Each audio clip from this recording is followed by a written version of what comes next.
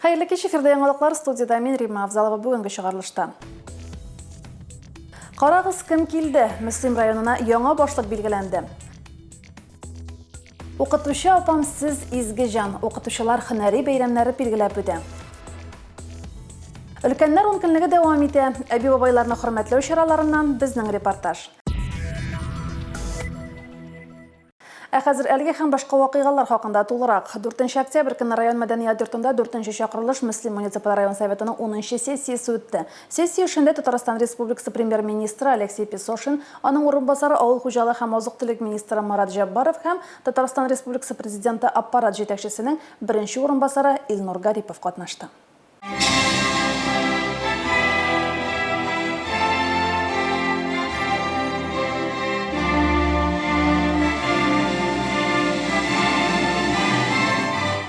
Сессияның көн тәртибенә куелган беренче мәсьәлә Мөслим муниципаль районы башкарма комитеты җитәкчесенең вәкаләтләрен вакытыннан алда туктату турында иде. Рафаэль Демидовның гаризасы кабул ителде һәм бер тавыштан хупланды.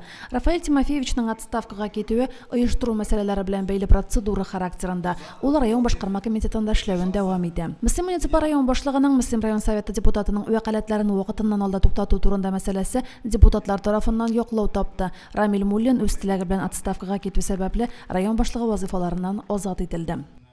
Рамиль Хамзович руководит Муслюмовским районом 8 полных лет. За эти годы под его руководством успешно был решен целый ряд актуальных вопросов социально-экономического развития территории, направленных на повышение качества жизни граждан.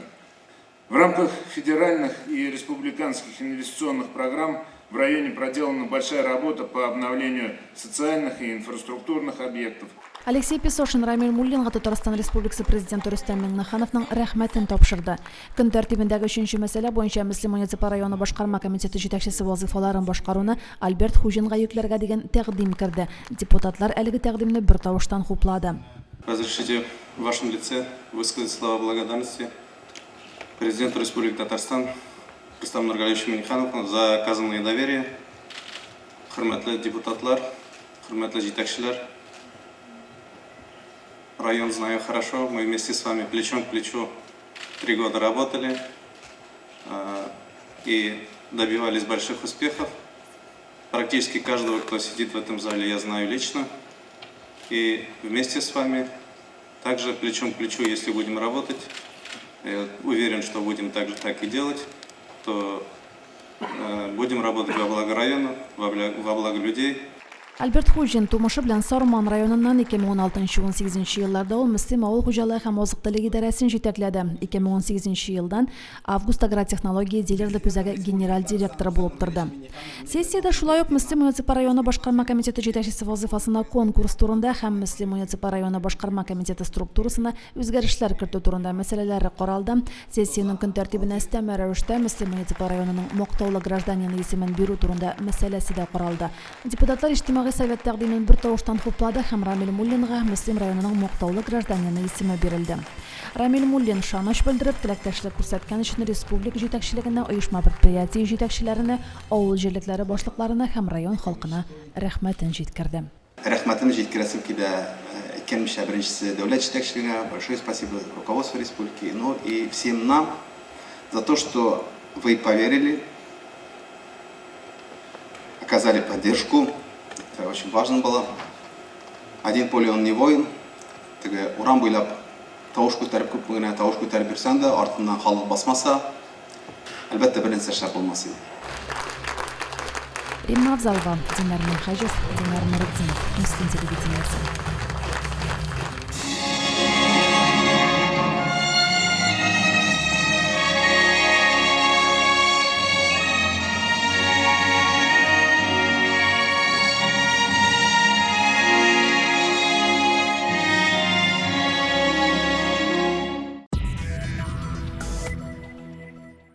Бишенче октябрьдә бөтен дөнья укытучылар көне билгеләп үтелә. Районыбызның мәгариф хезмәткәрләре һөнәри бәйрәмнәрен зурлап билгеләп үтте. Укытучыларны хөрмәтләү тантанасы район мәдәният йортында үтте.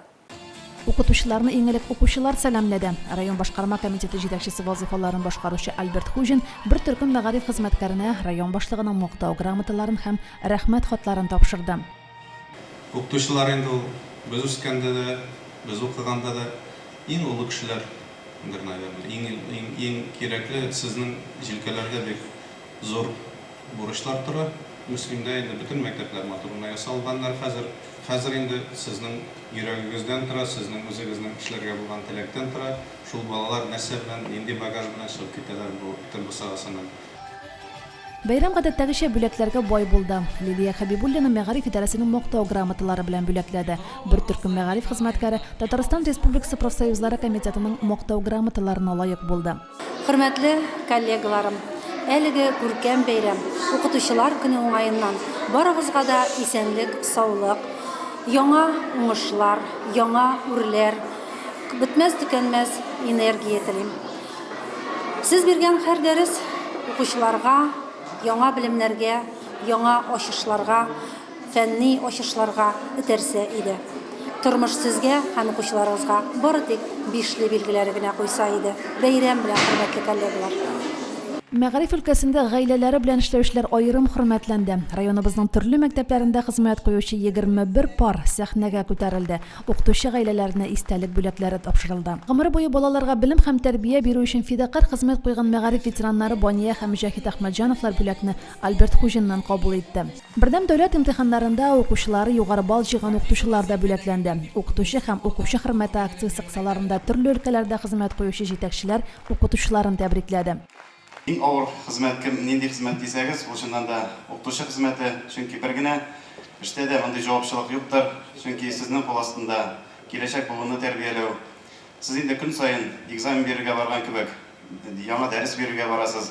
Инде бер генә дәрес түгел, 6-шар, 7-шәр, 8-әр, кемдер инде өстәмә калып, тагын консультативлар алып бара.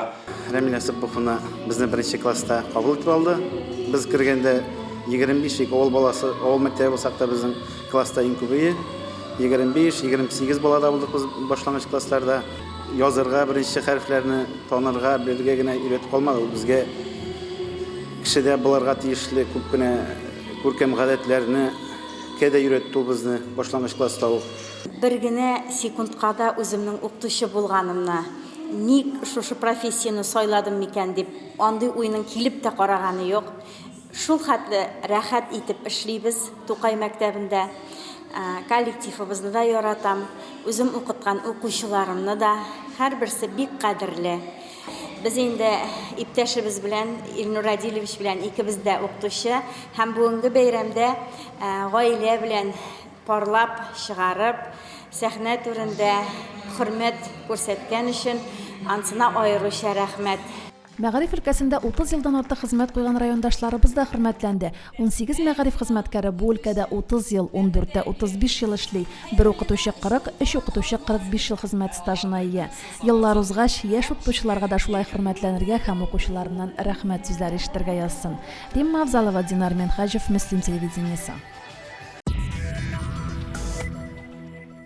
Зөлфира Саяхова физик укытучысы. Кызның тормышын укытучы һөнәре белән бәйләячәге бала чактан ук билгеле була. Абый апалары белән дәрес әзерләгәндә үзен укытучы итеп хис итә Зөлфира. Иптәш кызлары белән дә укытучылык уйный.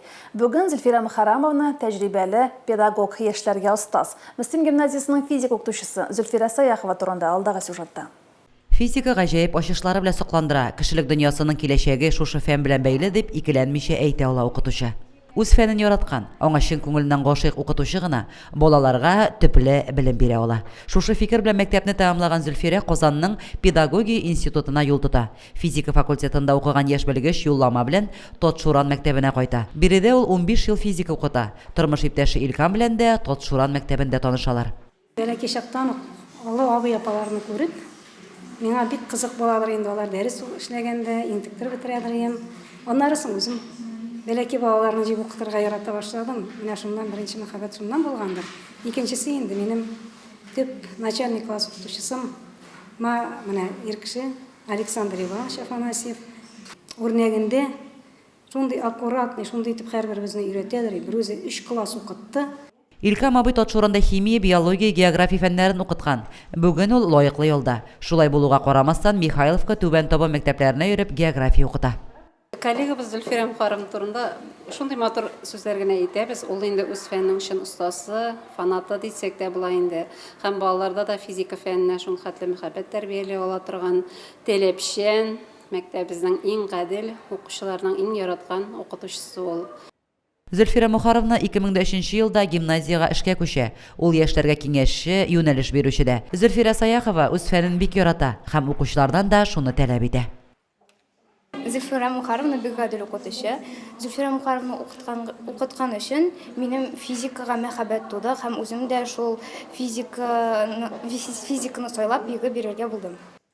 Физикадан бердәм дәүләт имтиханын тапшырырга теләүче укучылар да әз түгел. Балалар күңелендә очкын кабызыр өчен укытучы таләпчән булырга, шул ук вакытта укучыларның эчке дөньясын аңлап эшләргә тиештер ул. Лилия Шәймиева, Динар Минхаҗев, Мөслим телевидениесе.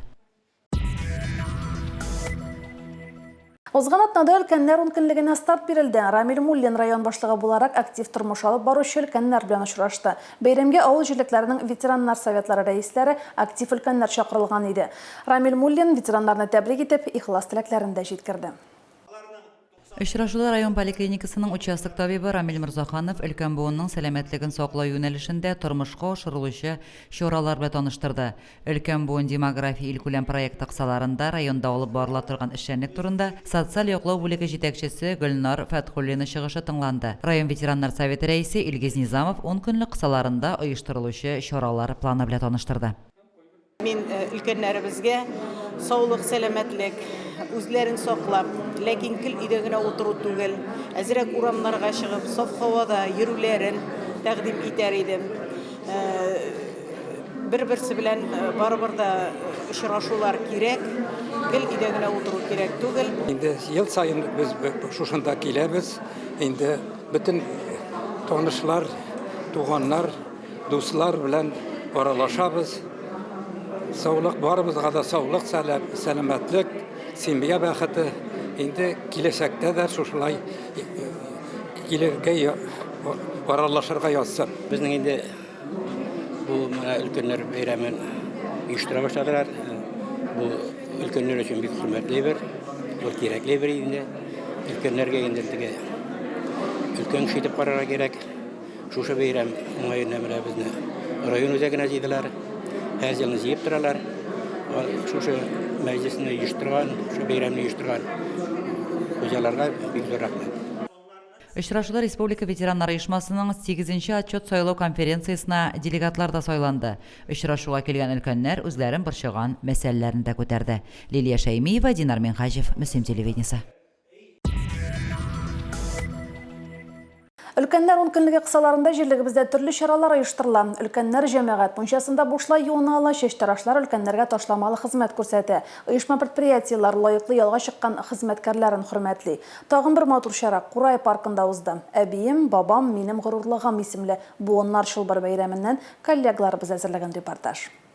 Бәйрәмгә кунак итеп чакырылган өлкәннәргә сәнгать мәктәбе укучылары җыр биюләрен һәм шигырьләрен бүләк итте. Халык уен кораллары бүлеге укытучылары, вокалистлар, театр бүлеге укучылары, мәктәп оркестры һәм Тукай бизәкләре бию ансамбле чыгышларын өлкәннәр бик яратып карады. Бүген без балалар концертына килдек. Алар өлкәннәргә карата шундый матур чара әзерләгәннәр. Балалар сөенеп катнашалар. Без сөенеп килдек. Көн шундый матур. Шушындай чаралар күбрәк оештырылсын иде. Безнең бергәлегебез югалмасын иде. Бәйрәмдә өлкәннәрне кайнар чәй, коймак белән чәй ишертү дә оештырылган иде. Чарада Мәскәү өлкәсендәге Черноголовка шәһәре укучылары да катнашты. Музыка мәктәбе укучылары һәм укытучылары шундый матур, йөрәккә ятышлы җырлар белән куандыралар. Тәмле коймаклар белән, кайнар чәйләр белән сыйлар. Безнең күңелдә ниндидер яктылык, өмет чаткылары уянды. Матур кояш астында шушы чара үтә. Менә матур гына концерт, шундый матур балалар куя һәм чәй өстәле. Бик зур рәхмәт кемнәр оештырган мондый чараны. Бик зур рәхмәт күзәлгән матур өчен. Без инде бәйрәмебезне дәвам итәбез. Өлкәннәрне хөрмәтләү матур традиция. Мондый чаралар өлкәннәргә хезмәттәшләре һәм якыннары белән күрешү, аралашу мөмкинлеге дә бирә. Лилия Шәймиева, Динар Минхаҗев, Мөслим телевидениесе. Авыл җирлекләрендә җыеннар узды. Мөтрәй авыл җирлеге җыенында район башлыгы орынбасары Азат Әхмәҗанов, Боланлыда Рафаэль Демидов катнашты. Баланлы авыл җирлегендәге 8 эшмәкәр 19 кешене эшли иткән. Намус агрофирмасында онлап кеше хезмәт куя. Шуганка башлангыч мәктәбе быел эшләүдән туктаган. Балалар мөслимдә укый. 2 фельдшер акушерлык пункты булса да фельдшерлары берәү генә. Үзара салым хисабына почта, китапхана, медпункт, клуб урнашкан Шуганка мәктәбе бинасында керү өлеше яңадан ясалган. Лизинг программасы нигезендә насос һәм су колонкалары алынган. Игәнәче Алгиз Корбанов бер чарадан да читтә калмый. Ул яшьләр белән берлектә башкарылган эшләр турында сөйләде. 20 апрельдән 9 майга кадәр зиратларыбызда өмәләр оештырылды. Яшьләр өлкәннәр белән берлектә һәр яз сайын җирлек территориясен агачлар тоту матур традицияләрен бара. 22 апрель Баланлы авылында Апкалфа иҗтимагый оешмасының Нурлы күңелләр балкышы гамәли семинары узды. Семинарның төп максаты үсеп килүче буынга ана телебезне, аның гореф-гадәтләрен, йолаларын саклап калуны тапшыру иде. Илүсә Исламова җирлек тормышында актив катнашкан, авыллар үсешенә керткән хезмәтләре өчен бер төркем якташларына Намус агрофирмасы җитәкчесе Эмиль Кашафетдиновка җирлекнең рәхмәт хатларын тапшырды. Метрей авыл җирлегендәге 5 торак пунктта 1087 кеше яши. Мәктәпкәчә яшьтә 73, укучылар 109, студентлар 35 кеше исәпләнә. Солауыз Мухан балалар бакчасында 12 бала, Метрей балалар бакчасында 30 сабый тәрбияләнә. Паркларда, зиратта өмәләр, Солауыз Мухан авылында Сабантуй урынын Яшелчә бакчасына күчерү кебек эшләр халыкның активлыгы шартларында үтте, ди авыл җирлеге башлыгы Илнар Яббаров. Үзара салым хисабына юллар карала, Солауыз Мухан мәктәбендә капка, клубына навес ясалган, Метрей һәм Солауыз Мухан авылларында мемориаль комплекс төзекләндерелә. Алдагы чоргада төзекләндерү, яшелләндерү эшләре планлаштырылган. Мөнира Арсланова, Динар Минхаҗев, Мөслим телевидениесе.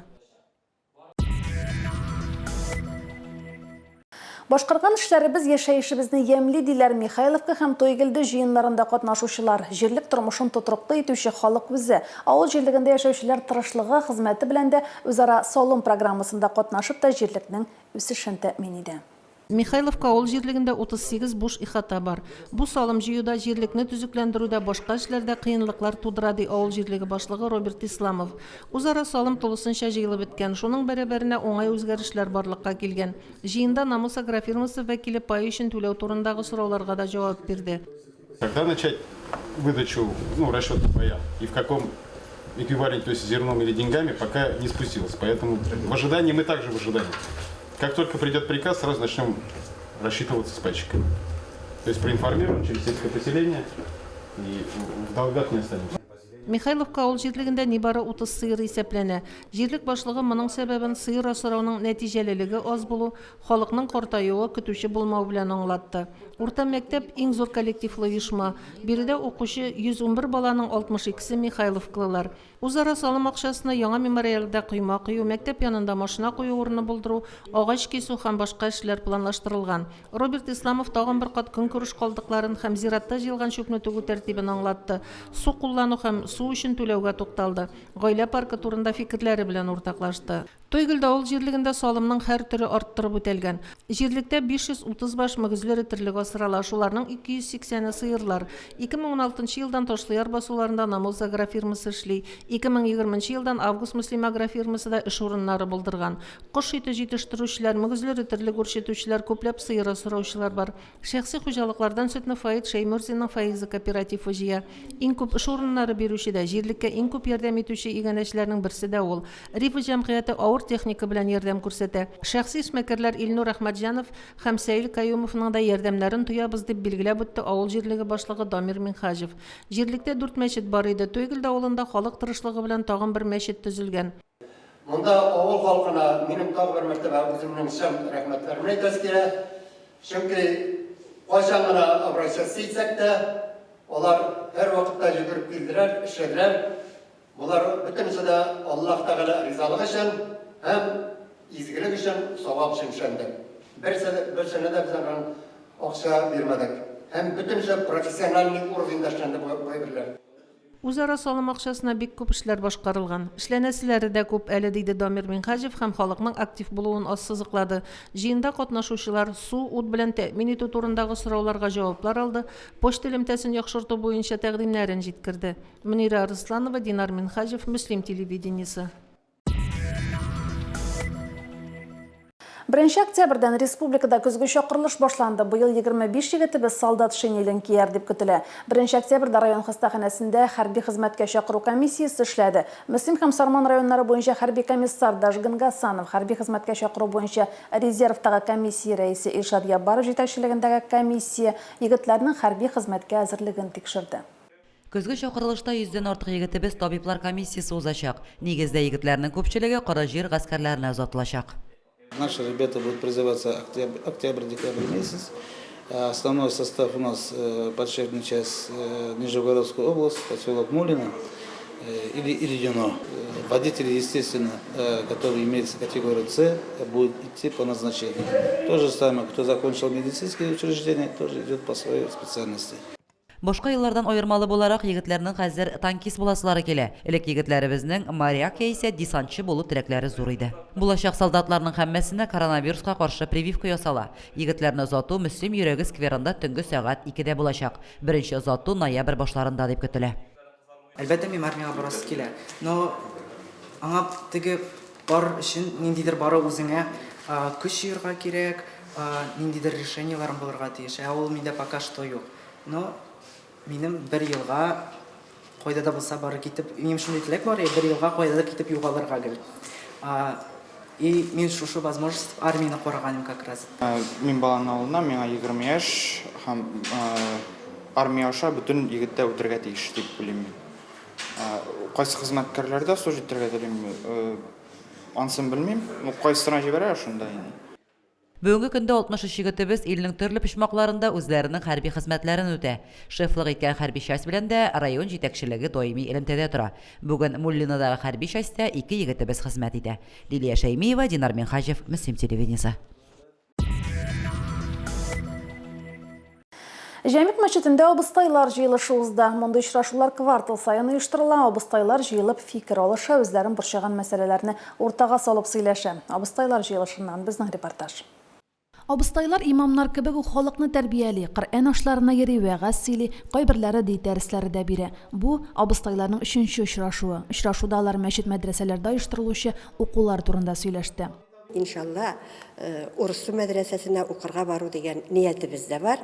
Бу читтән торып уку, 4 ел укырга кирәк инде. Без бу абыстайлар дини тәрбия бирү укытучылары булып чыгачаклар инде.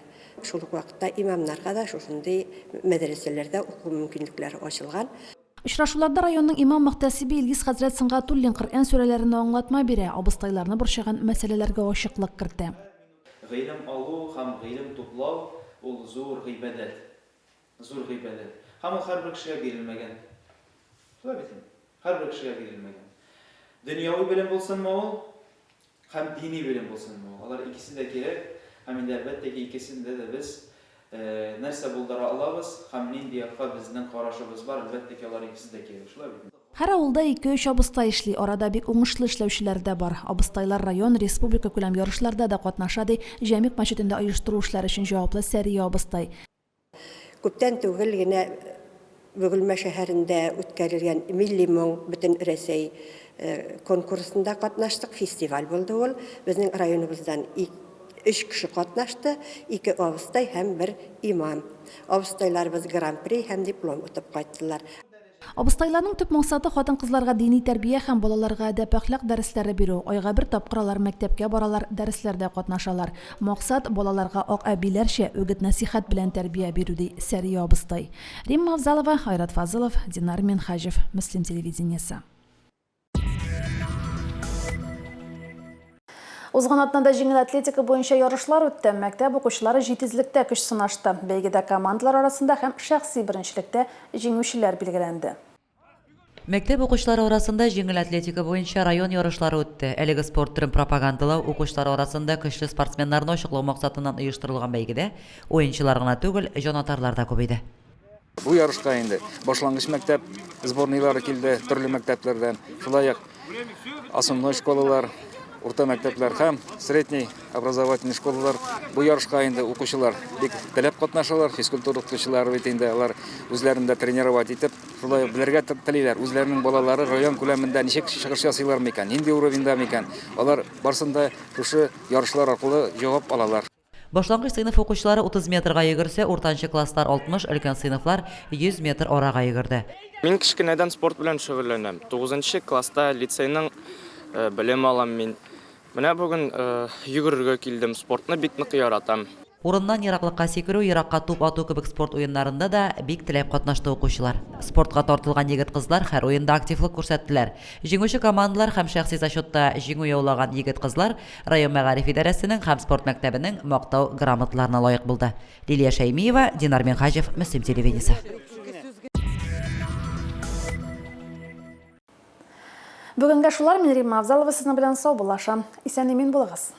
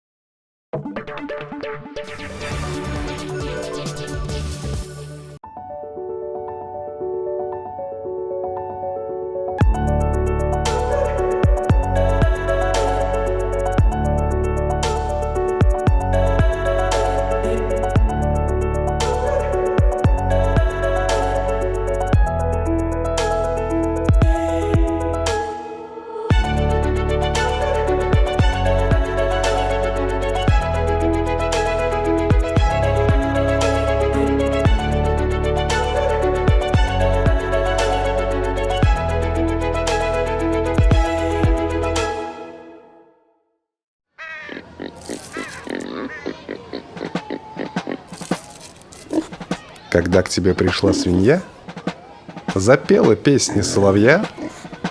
Какая будет красота! Наверное, это неспроста.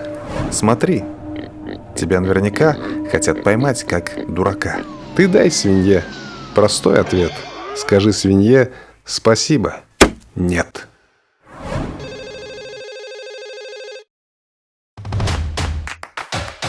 Куллар төрле була. Ирләрнеке, хатын-кыз куллары, ана куллары, караулы тәрбияле куллар һәм карау җитмәгән куллар. Һәр кулның үзенең зур киләчәге бар.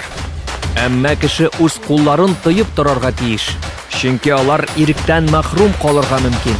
Ришвәтчелекне җиңәсең килә икән, үзеңнән башла. Үткән белән көткән арасына әйдә, серле күпер салыйк әле. Түкми-чәчми милли хәзинәне чырлар аша озата барыйк әле. Тәртип тотарның күңел көзгесе. Активный образ жизни – ключ к твоему здоровью и долголетию. Ожирение, гипертония, диабет и даже рак развиваются от малоподвижного образа жизни. Двигайся, танцуй, упражняйся в скандинавской ходьбе. Движение – это жизнь, а жизнь – это движение. Начни заботиться о себе и своем здоровье прямо сейчас. Сәлем достым. Татарстан президенті қоршындағы татар тілін сақлау һәм үстеру мәсьәләләре комиссиясы һәм матбугат сайты сине өр-яңа бәйгедә катнашырга чакыра. Тәэсир. Татар видеороликлары бәйгесе. Татар телендә кызыклы видео төшер. Һәм җиңүче бу. Беренче урын 50 мең сум, икенче урын 30 мең сум, өченче урын 20 мең сум. Барлык шартлар бәйге.татар сайтында. Онытма. Син дә җиңә аласың. Тәэсир.